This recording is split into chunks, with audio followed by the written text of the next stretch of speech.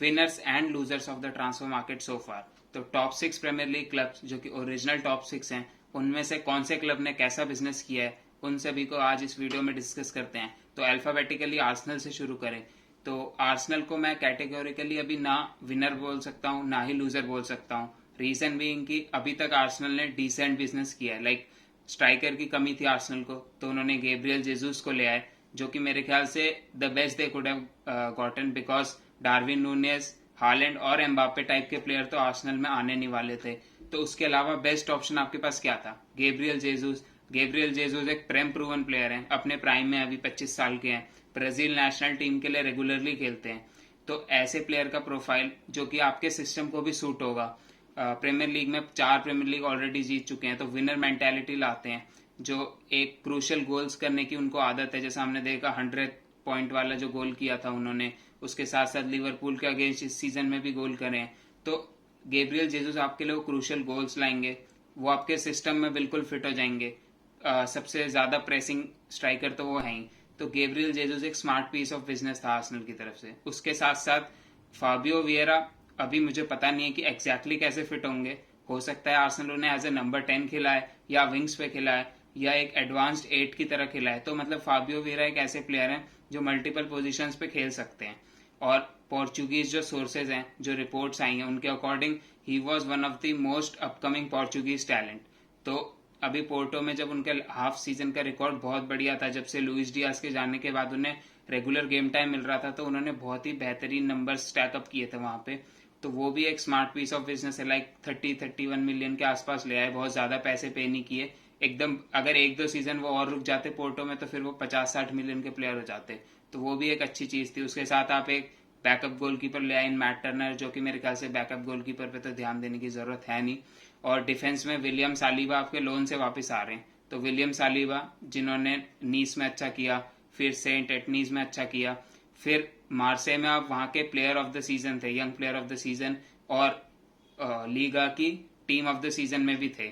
तो विलियम सालीबा के आने से बैकलाइन को एक बहुत बढ़िया बूस्ट मिलेगा। बेन वाइट और गैब्रियल की पार्टनरशिप तो हमने देखी थी कि लास्ट सीजन काफी अच्छा इंप्रूवमेंट था आर्सेनल की प्रीवियस बैकलाइन से, बट विलियम सालीबा के एडिशन से वहां पे डेफिनेटली एक बहुत अच्छा ऑप्शन मिल जाएगा रोटेशन के लिए। लाइक विलियम सालीबा राइट बैक भी खेल सकते हैं, बेन वाइट भी राइट बैक और सीडीएम खेल सकते हैं। तो आपके पास 3 अगर क्वालिटी सेंटर बैक्स हैं, ऐसा नहीं होगा कि आपको अगर एक इंजरी भी हुई तो आपको मेकशिफ्ट सेंटर बैक लेना पड़ेगा, जिसकी वजह से आपकी पार्टनरशिप खराब हो सकती है। जितनी भी टॉप टीम्स है, मैनचेस्टर सिटी हो गई, लिवरपूल हो गई, सबके पास 3 या 4 क्वालिटी सेंटर बैक्स है जिन्हें रोटेशन में खिलाते हैं। और अब यूरोप भी आर्सेनल के पास इस सीजन, और वर्ल्ड कप के बाद जैसे जो हैक्टिक मैच का शेड्यूल है, तो डेफिनेटली आर्सेनल को डिफेंस में अच्छे क्वालिटी के ऑप्शन चाहिए थे, और विलियम सालीबा डेफिनेटली वो प्रोवाइड करेंगे। ये सारे पॉइंट सुन के तो लग रहा होगा कि Arsenal is definitely a winner in the transfer market so far, but मेरे ख्याल से अभी भी एक मेजर इशू जो उन्होंने अभी तक आंसर नहीं किया है वो है मिडफील्ड का। तो फाबियो वियरा साइन किया है, बट फाबियो वियरा आपको वो एक लाइक मिडफील्ड में स्टील नहीं प्रोवाइड करेंगे। एक तरीके से डिफेंसिव मिडफील्डर का रोल या पिवट में नहीं खेलेंगे फाबियो वियरा। वो अटैकिंगली आपको ज्यादा ऑप्शंस दे देंगे, पर आपको अभी भी आपके मिडफील्ड के इशू सॉर्ट करने हैं। लाइक थॉमस पार्टे का अभी एक एलिज्ड केसेस चल रहे हैं, जिसपे अभी कुछ बोलना सही नहीं है। ग्रैनिट जाका तो इतने सालों से खेल रहे हैं, हमें पता है उनकी वीकनेसेस क्या है। डेफिनेटली वहां पे इंप्रूवमेंट चाहिए। एलनेनी है, लोकोंगा है। एलनेनी एक आधी मैचेस काफी अच्छा खेल सकते हैं, बट जब अगर आप उनको लॉन्गर रन देते हैं तो फिर उनकी कमियां दिखने लग जाती हैं। लोकोंगा लास्ट टाइम भी रेडी नहीं लगे थे। तो आर्सेनल को डेफिनेटली एक मिडफील्डर तो और चाहिए। और यूरी टीलमन से लिंक आ रहे हैं आर्सेनल के, लूकस पकेटा से लिंक आ रहे हैं। अगर थॉमस पार्टे वाली सिचुएशन आर्सेनल के अगेंस्ट जाती है, तो वहां पे आर्सेनल को फिर एक डिफेंसिव मिडफील्डर की साइनिंग भी बहुत इमिनेंट पड़ जाएगी। तो मेरे ख्याल से 1 या 2 मिडफील्डर की साइनिंग तो आर्सेनल को कम से कम चाहिए, और एक विंगर एटलीस्ट और चाहिए, बिकॉज बुकायो साका पे आप पूरा लोड नहीं डाल सकते राइट विंग का। Nicolas Pepe most probably will be sold. तो डेफिनेटली 2 या 3 साइनिंग आर्सेनल को और चाहिए, बट स्टिल अगर आपको उन्हें विनर या लूजर में से एक कैटेगरी में डालना होगा, तो विनर कैटेगरी में ही डालना मेरे ख्याल से सही रहेगा। अगर आपने इस वीडियो को अभी तक लाइक नहीं किया है तो लाइक कर दीजिए, and subscribe to the channel as well. अगले क्लब पे बढ़े तो अल्फाबेटिकली चेल्सी आते हैं, और Chelsea definitely are a loser in this transfer market so far. तो आपकी 100 मिलियन की इन्वेस्टमेंट इन रोमेलो लुकाकू एक तरीके से वेस्ट हो गई, बिकॉज जैसा उन्होंने इंटरव्यू दिया, उसके बाद जैसी उनकी परफॉर्मेंसेज रही, और अब वो वापस इंटर मिलान जा चुके हैं लोन पे, तो वो तो एक तरीके से 100 मिलियन का फेलियर था। और न्यू ओनरशिप के सर पे पड़ गया वो आते ही फेलियर। लाइक जैसे आपकी ओनरशिप भी चेंज हुई, आप पे सैंक्शंस लगे, तो लास्ट सीजन का सेकंड पार्ट तो काफी बेकार रहा था चेल्सी के लिए एज अ क्लब। बट अब जो न्यू ओनरशिप आई है वो काफी ट्राई कर रही है कि उन सभी ऑब्स्टेकल से ओवरकम करके एक नया चैप्टर स्टार्ट करें चेल्सी के हिस्ट्री में। इसलिए अब जो नई ओनरशिप है उन्हें काफी सारी साइनिंग्स करने की जरूरत है। लाइक एंटोनियो रूडिगर आपके चले गए हैं, एंड्रियस क्रिस्टियनसन आपके चले गए हैं, तो आपकी बैकलाइन के दो मेन डिफेंडर बोल सकता हूँ एक तरीके से चले गए हैं। अगर आपके पास सेंटर बैक देखें चेल्सी में, तो अब सिर्फ मलंग सार बचे हैं, थियागो सिल्वा बचे हैं और ट्रेवर चालोबा बचे हैं। उसके साथ साथ सीजर एस्पेलिक्वेटा भी जा सकते हैं, मार्कस अलोंसो भी बार्सिलोना जाने की बात हो रही है। तो आपकी डिफेंस लाइन एक तरीके से पूरी ही जा रही है और डिफेंस लाइन में आपको एटलीस्ट 2 डिफेंडर्स साइन करने की जरूरत है। मैथायस डे लिट से लिंक आ रहे हैं, जूल्स कुंडे से लिंक आ रहे हैं, बट दोनों अब प्लेयर दूसरे क्लब्स में जाते हुए नजर आ रहे हैं। उसके साथ साथ आपको विंगर्स और शायद स्ट्राइकर की भी जरूरत है। तो एक विंगर की साइनिंग तो शायद कंफर्म हो गई है, अभी अनाउंस नहीं की है, वो है रहीम स्टर्लिंग। तो रहीम स्टर्लिंग की एक काफी अच्छी साइनिंग कहूंगा मैं, वो 47 मिलियन में ही साइन किया है, एक डिसेंट प्राइस में। एक प्रेम प्रूवन स्ट्राइकर है जो प्रीमियर लीग में प्रूवन है, अच्छे खासा गोल रिकॉर्ड है उनका मैनचेस्टर सिटी में। डेफिनेटली वेजेस हाई हैं, बट आपको वेजेस तो पे करनी पड़ेगी, आपको वर्ल्ड क्लास प्लेयर चाहिए तो। बट उसके अलावा रफीनिया को आप साइन नहीं कर पाए अभी तक, वो शायद मोस्ट प्रोबेबली बार्सिलोना जाएंगे। रोनाल्डो को आप साइन करना चाहते हैं, बट अभी उनकी साइनिंग पर भी एक क्वेश्चन मार्क है, क्या रोनाल्डो एक राइवल क्लब में आएंगे? तो देखने वाली बात रहेगी कि चेल्सी किस किस प्लेयर्स को साइन करती है। मिडफील्ड की भी हालत अभी थोड़ी कमजोरी कहूंगा, बिकॉज कॉनर गैलेगर डेफिनेटली आपके लोन से वापस आ रहे हैं, बट उसके अलावा कोवेचिच हैं आपके जो अच्छे प्लेयर मैं बोल सकता हूँ। जॉर्जिनो एक तरीके से डिक्लाइन पे है, कांटे का भी सिमिलर वो डिक्लाइन पे है।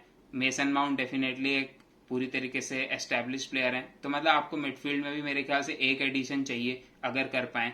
तो चेल्सी को काफी सारी पोजीशंस में काफी सारे प्लेयर्स चाहिए और अभी तक कोई प्लेयर साइन नहीं किया है, तो एक मुश्किल सिचुएशन में है चेल्सी, और इसीलिए मैं उन्हें लूजर कैटेगरी में रखूंगा in the transfer market so far. अगले क्लब पे बढ़े तो वो है लिवरपूल। लिवरपूल के केस में भी थोड़ा मैं अभी असमंजस में हूँ कि क्या उन्हें विनर कैटेगरी में रखना चाहिए या लूजर कैटेगरी में। रीजन बीइंग कि उन्होंने डेफिनेटली डार्विन नूनेस की 100 मिलियन में साइनिंग तो करी है, डेफिनेटली एक बहुत अच्छा स्ट्राइकिंग ऑप्शन ले आए हैं। उसके साथ साथ फाबियो कार्वालियो लाए हैं फुलम से, जो कि यंग एंड अपकमिंग एक तरीके से अटैकिंग मिडफील्डर या विंगर बोल सकते हैं उन्हें। उसके साथ साथ कैल्विन रैमजी उन्होंने साइन की, जो उनके राइट बैक के बैकअप होंगे। बट उसके अलावा अभी तक कोई साइनिंग नहीं करी है। आप उनकी आउटगोइंग देखें तो सादियो माने आउटगोइंग है, डिवेक ओरेगी आउटगोइंग में चले गए हैं, ताकुमी मिनामिनो चले गए हैं। तो अगर आपने इन 3 प्लेयर्स को इन 2 प्लेयर से रिप्लेस भी कर दिया, तब भी जो मुझे उनकी टीम में अभी कमी नजर आ रही है वो है सेंट्रल मिडफील्ड में। तो आपके पास जॉर्डन हेंडरसन और जेम्स मिलनर हैं, 2 ऐसे प्लेयर हैं जिसपे लिवरपूल काफी टाइम से अपग्रेड करना चाहती है, बट स्टिल वो अभी तक अपग्रेड नहीं कर पाए हैं। उसके साथ साथ नाबी केटा हैं, जिनकी इंजरीज का इशू काफी रहता है लिवरपूल को। तो मेरे ख्याल से लिवरपूल को डेफिनेटली एक सेंट्रल मिडफील्डर की बहुत अर्जेंट रिक्वायरमेंट है मेरे अकॉर्डिंग।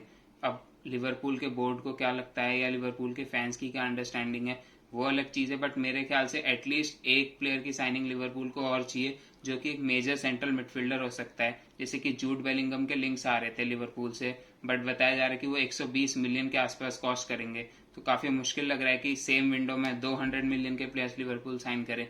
बट अगर अभी मैं कहूं तो मेरे ख्याल से Liverpool are currently a loser in the transfer market, because एक तरीके से उन्होंने जो प्लेयर्स रिप्लेस ही करे हैं बस, उसके अलावा कोई एडिशन किया नहीं है। और आप लास्ट टाइम भी आप चैंपियंस लीग में भी फाइनल में पीछे रह गए थे थोड़ा सा, प्रीमियर लीग में भी आप सेकंड स्पॉट पे रह गए थे। तो डेफिनेटली आपको अगर प्रीमियर लीग जीतनी है और चैंपियंस लीग जीतनी है तो आपको और क्वालिटी एडिशन चाहिए, सिर्फ रिप्लेस करने से मेरे ख्याल से काम नहीं चलेगा। अगले क्लब पे चलें तो वो है मैनचेस्टर सिटी। तो मैनचेस्टर सिटी मेरे ख्याल से definitely are winners in the transfer market so far. उन्होंने हालैंड साइन कर लिया और बहुत ही कम फीस में साइन किया, लाइक 51-52 मिलियन पाउंड्स में साइन किया। जूलियन एल्वारेज साइन कर लिए, जो कि यंग एंड अपकमिंग टैलेंट है अर्जेंटीना से। उसके साथ साथ ओर्टेगा एक बुंडेसलीगा के कीपर साइन किए हैं for a backup keeper role. साथ साथ कैल्विन फिलिप्स साइन कर लिए हैं, जो कि इंग्लैंड के स्टार्टर डिफेंसिव मिडफील्डर हैं और लीड्स के one of the most important player है। वो भी सिर्फ अंडर 45 मिलियन साइन किया है।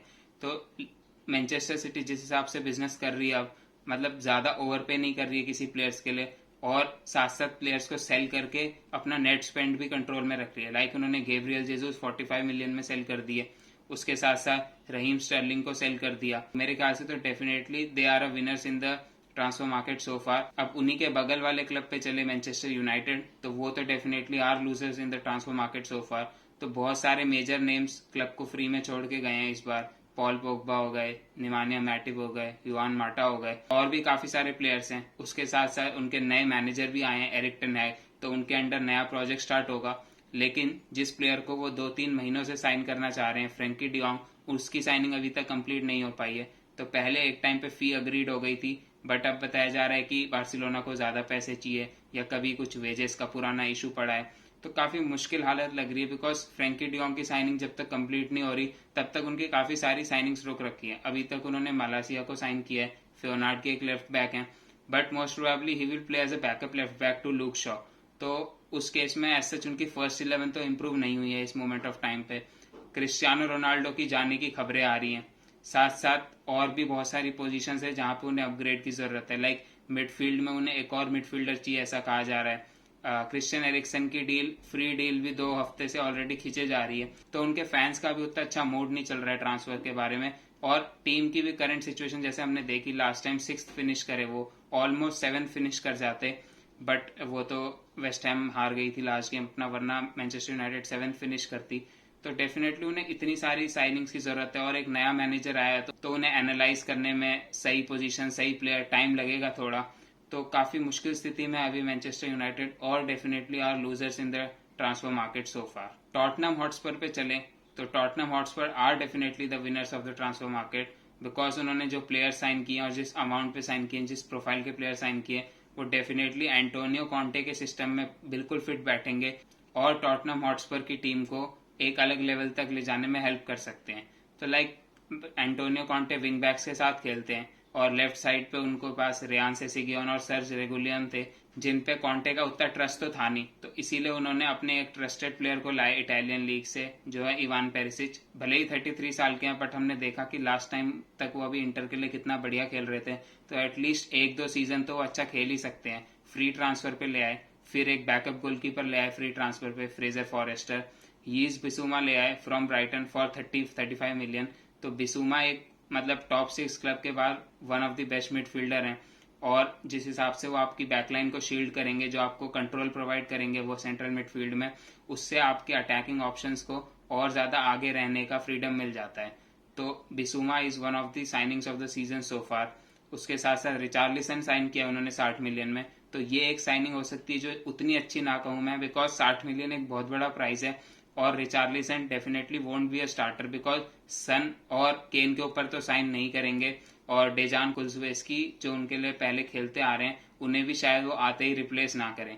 तो एक बैकअप ऑप्शन पे 60 मिलियन खर्च करना थोड़ा हाई प्राइस तो है, बट शायद वो एंटोनियो कॉन्टे के सिस्टम को सूट कर रहे होंगे, इसलिए उन्होंने साइन किया है। तो अभी तक तो बहुत बढ़िया विंडो गई है उनकी। उसके साथ साथ जो उनके एक्स्ट्रा और डेडवुड प्लेयर हैं एक तरीके से, उन्हें भी वो अब सेल करना चाहते हैं, एंडोम्बले, हैरी विंग्स एंड ऑल।